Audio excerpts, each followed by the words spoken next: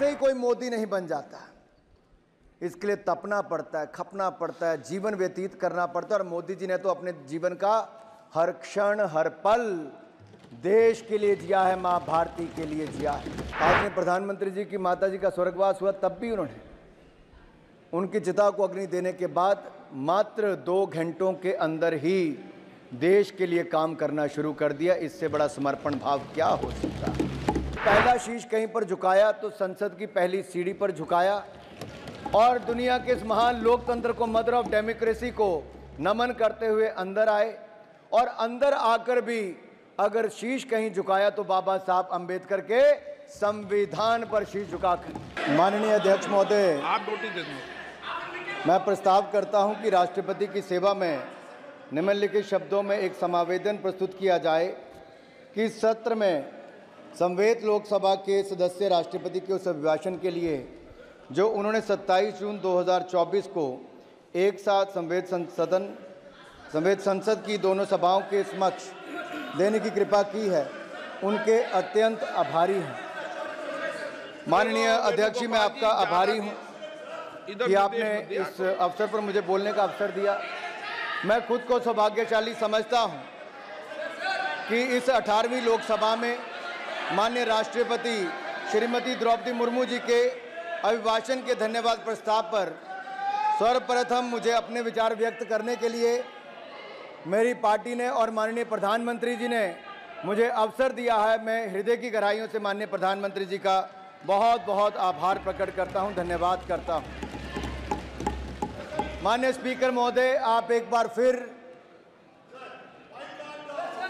निर्वाचित होकर हमारे सदन के स्पीकर बने हैं। मैं आपको पूरे सदन की ओर से बहुत बहुत बधाई और आपके इस कार्यकाल के लिए शुभकामनाएं देता हूं। बड़ी संख्या में नए सदस्य 18वीं लोकसभा में चुनकर आए हैं।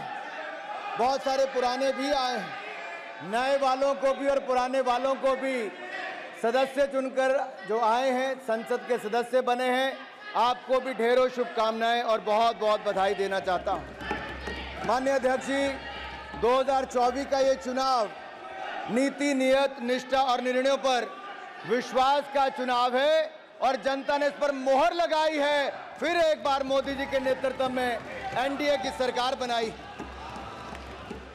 देश का ये चुनाव ऐतिहासिक जनादेश हमारे यशस्वी प्रधानमंत्री श्री नरेंद्र मोदी जी के पिछले 10 वर्षों के सेवा, सुशासन और गरीब कल्याण के महानुष्ठान पर मोहर है।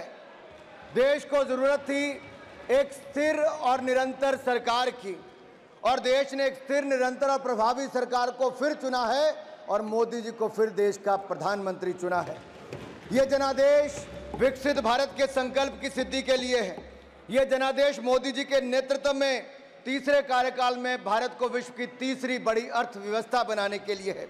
ये जनादेश विपक्ष के भय, भ्रम और भ्रष्टाचारी राजनीति पर तमाचा है। ये जनादेश मोदी जी द्वारा चलाए जा रहे सामाजिक न्याय पर समाज की मोहर है। यह जनादेश देश को तोड़ने की नहीं, जोड़ने की राजनीति चलेगी, इस पर मोहर है। यह जनादेश संविधान विरोधियों को लगातार तीसरी बार विपक्ष में बिठाने के लिए जनादेश है। यह जनादेश भारत की सेना, सरहद और सनातन की सुरक्षा का है। यह जनादेश ये भी बताता है कि प्रधानमंत्री नरेंद्र मोदी दुनिया के सर्वाधिक लोकप्रिय नेता हैं, सर्वाधिक लोकप्रिय नेता हैं।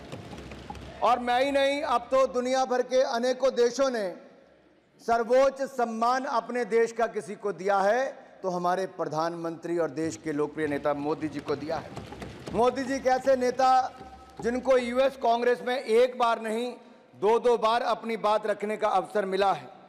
माननीय अध्यक्ष जी, ऐसी अनेकों बातें, लेकिन ऐसे ही कोई मोदी नहीं बन जाता। इसके लिए तपना पड़ता है, खपना पड़ता है, जीवन व्यतीत करना पड़ता है। और मोदी जी ने तो अपने जीवन का हर क्षण हर पल देश के लिए जिया है, माँ भारती के लिए जिया है। और मैं इसलिए भी कहना चाहता हूं कि हम सबको ज्ञात है कि 2001 में जब वो गुजरात के मुख्यमंत्री बने तो तब से लेकर अब तक 23 वर्षों में एक दिन की भी छुट्टी अपने लिए नहीं ली, अपना जीवन जनता के लिए समर्पित किया है। इससे बड़ी बात क्या होगी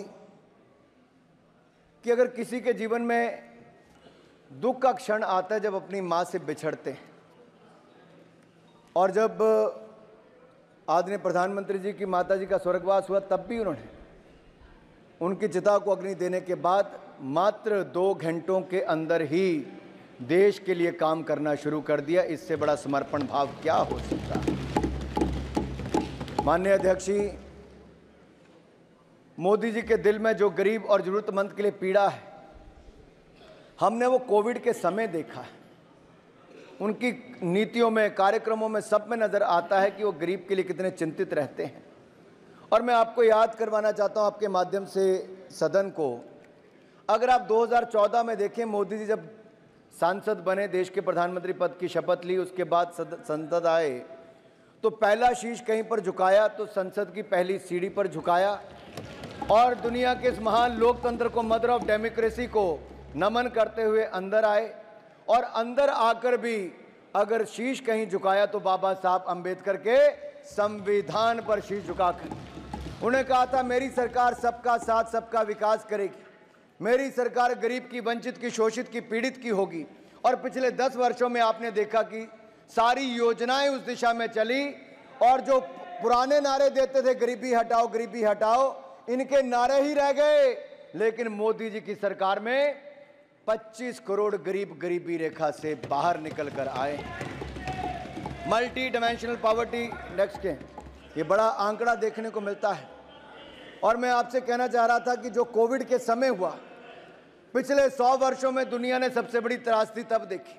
भारत ने भी संकट को झेला और मैं भी उस समय सरकार का हिस्सा था।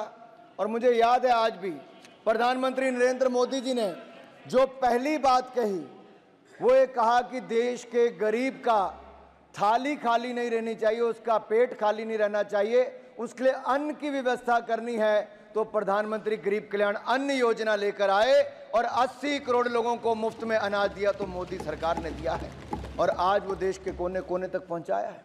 उस समय दुनिया भर में जो डिलीवरी मैकेनिज्म था वो रुक गया था, लेकिन उसके बावजूद हमने देश के हर कोने तक अनाज पहुंचाया। वो बात अलग है, कुछ राज्यों में अपनी मोहर लगाकर लोगों ने वो सब काम किया। मैं एक और कहना चाहता हूं, कोविड के समय बहुत जरूरी था। प्रधानमंत्री जी ने कहा जान भी जहान भी, और जान बचाने के लिए हर संभव प्रयास किए। जो पहले हमारे देश में होता था कि 40-40 साल दुनिया भर से वैक्सीन आती थी, इंपोर्ट करने में पुरानी सरकारें लगी रहती थी। आत्मनिर्भर भारत ये केवल सोच ही नहीं, ये केवल संकल्प नहीं, उसको सच करके दिखाया। भारत ने अपनी 2-2 वैक्सीन को बनाया और 220 करोड़ वैक्सीन मुफ्त में लगाई। आज इस सदन में कुछ लोग ऐसे भी बैठे हैं जो भारत की बनी वैक्सीन पर ही प्रश्न चिन्ह खड़ा करते थे और कहते थे कि वैक्सीन मत लगाओ, ये हो जाएगा, वो हो जाएगा। अरे भारत के लोगों ने वैक्सीन तो लगाई ही। दुनिया के 157 देशों को दवाई और वैक्सीन देने का काम वैक्सीन मैत्री में किया, तो हमारे भारत ने किया है। मैं विकसित भारत पर कुछ जरूर कहना चाहूँगा, क्योंकि ये जनादेश है 2047 तक भारत को विकसित भारत बनाने के लिए। और इस यात्रा में हम चाहेंगे कि विपक्ष का भी पूरा सहयोग मिले, हम अपने देश को विकसित राष्ट्र बनाएं।